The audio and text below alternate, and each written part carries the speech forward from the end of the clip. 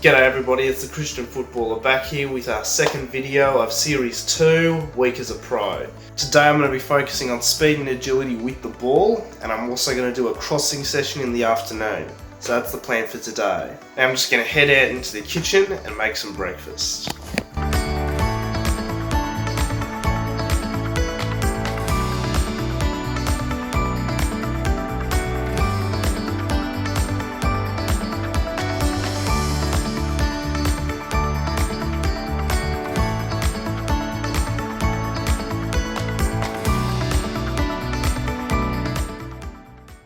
Okay guys, so had breakfast and now we're down here at the field to do some training. What I'm going to be doing today is some speed and agility drills with the ball, and I'm also going to do some Ronaldinho box drills, I think they're called. Basically where you set up a heap of cones on the ground and just try and get through it without touching any of the cones.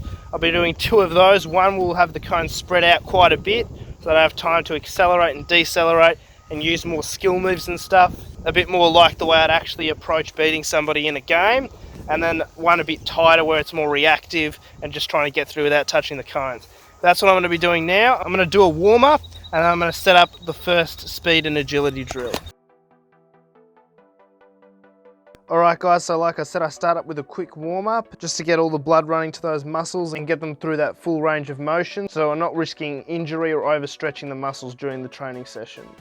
So with this first drill, it's a very simple drill, just a zigzag pattern set out with the cones. And what we're going to be doing is running through the cones just using our right foot, trying to take a touch of the ball with every step and trying to keep it tight around those cones. Once we get through the cones, we're going to rest for a bit and then we're going to come back using our left foot. Again, doing the same thing, trying to take a touch of the ball with every step and trying to keep it tight around those corners. This sort of drill is really good because it forces you to keep the ball close to you. You can't just knock the ball out in front of you and just run after it because you do have tight angles you have to turn. So you do have to keep the ball close to you, while at the same time you have a decent enough amount of space so that you can accelerate with the ball and try and get to a decent speed. And then you have to slow down again, and it gets you good at being able to speed up and slow down with the ball as well as take turns with it while keeping it close to you.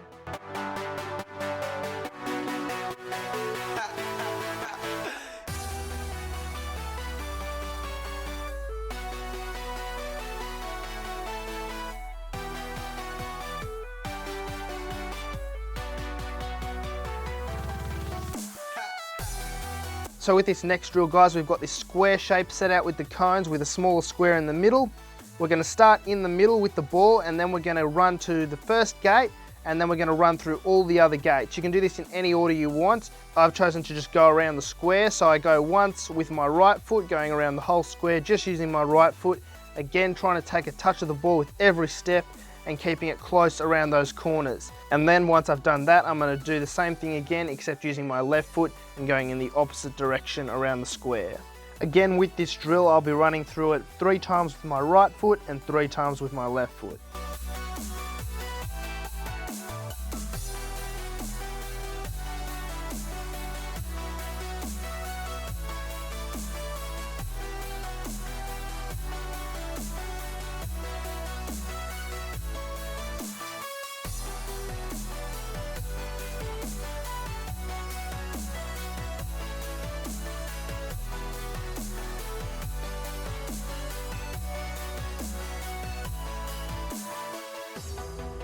This next drill is one of my favorites because it combines sprinting with and without the ball and finishes with a shot. With this drill, we're just trying to start off explosively, get a really fast sprint in there, get to that ball as quickly as possible, and then we're just trying to get around the course as quickly as possible while taking a touch of the ball still with every step. If I'm going to end the course shooting it with my right foot, I'll only touch the ball with my right foot. And vice versa, if I'm going to shoot with my left foot, I will only touch the ball using my left foot. With this drill again, I go through 3 times with my right foot and 3 times with my left foot.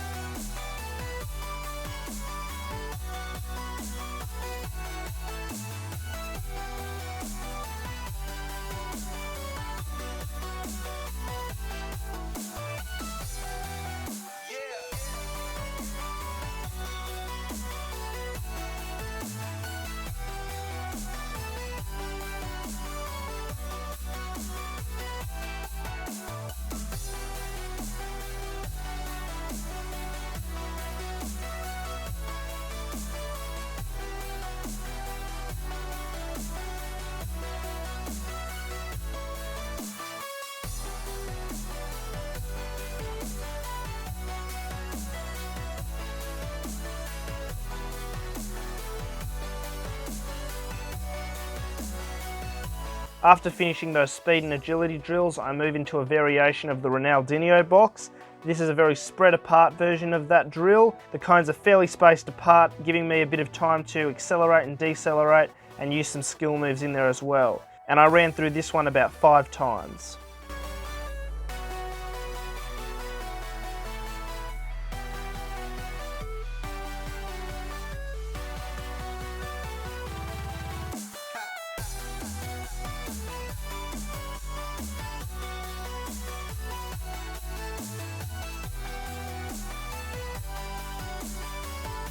And then finally guys, to finish off the training session, I do a more condensed version of the Ronaldinho box. And this time it's more reactive. I'm just trying to get through those cones. I'm not using fancy skill moves, just manipulating the ball with both feet and trying to get it through the cones without touching any of them. After this training session, I headed back to the house to have some lunch.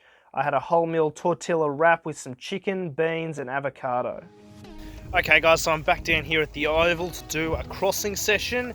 Now in the video that I will have linked in the description as usual, the video I'm going to be following for the crossing session, he uses a goal and he crosses into the goal using it as his target. Right now, however, there is a cricket match going on the field which will prohibit me from using any of the goals. Instead, I'm going to set up a 7x7 metre square with cones and I'm going to cross into that, and that'll act as my target. Okay guys, so with the first crossing drill I set myself about 15 metres away from a square set up by cones, and I just set the ball there stationary and do 10 crosses, 5 with my right and 5 with my left. And that is the amount of crosses I'll be doing in all of the drills in this crossing session. After that I move back so that I'm 25 metres away from the square, again setting the ball stationary and doing my crosses. With these ones where I'm doing it stationary, you can either treat it like you're training for a corner kick or free kick, but it's also good for just learning the basic technique of crossing and just getting into that rhythm before you start moving the ball along.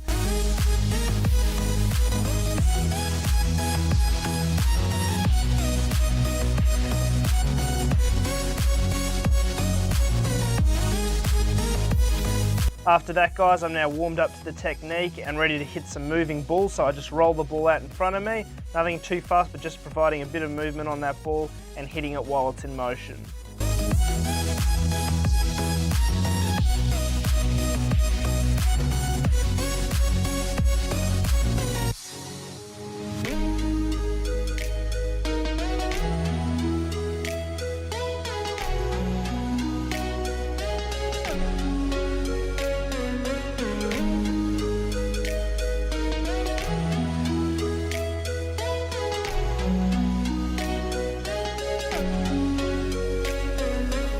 And from there I move into a different type of cross. This is more of a lofted ball, something you might do if you have a really tall guy in the box that's always winning headers, and if he has a bit of time to get to the ball first, he will get there. It's a completely different technique to what I was doing before, but it's definitely a technique worth learning, especially if you have tall strikers.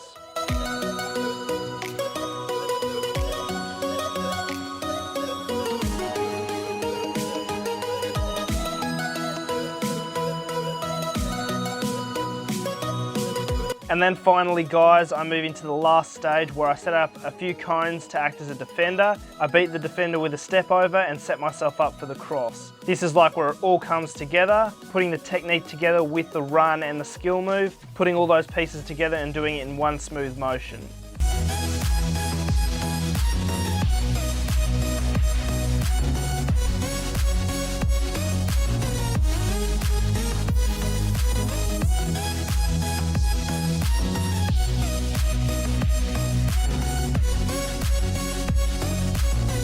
I was really happy with that crossing session guys, and after doing all the drills I was ready to head home and have something to eat to tie me over until dinner.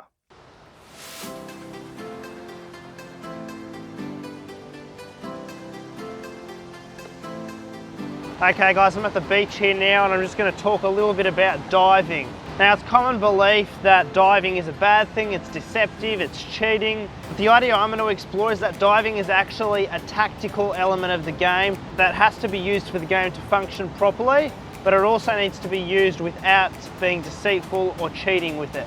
Let me first define what I mean by diving. When I say diving, I mean going over when you're not forced to go over.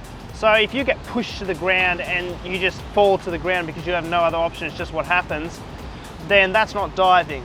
But if somebody nicks you and you think I can go down, and you go down, even though you weren't forced to go down, that's considered diving. Then there's the extreme cheating version of diving where there is no contact or the contact is not a foul and you go over.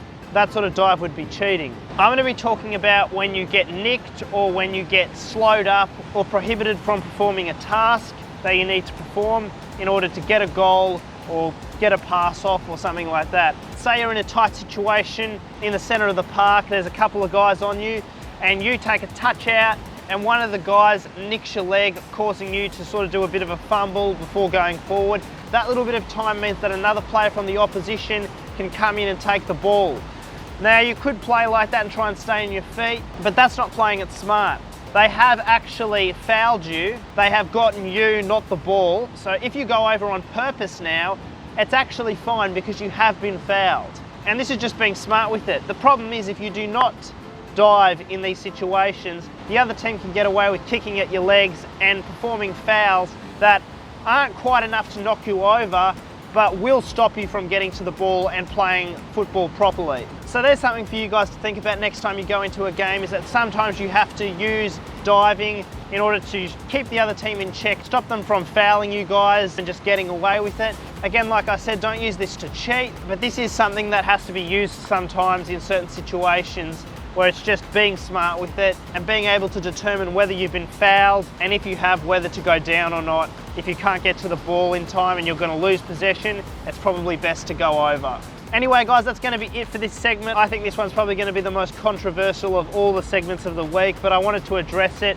As a winger who's a bit smaller, I can definitely relate with this and I can see how this is absolutely necessary.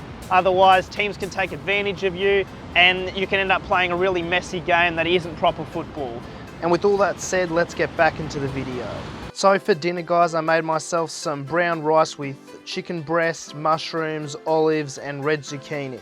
And after letting that settle, I was ready to call it a day. So all that's left to be said is thank you guys so much for watching this video. I really hope you enjoyed it. If you did, please be sure to hit that like button. And if you haven't yet subscribed to the channel, please consider hitting that big red subscribe button down below. I hope you all have an amazing week and I will see you all next time.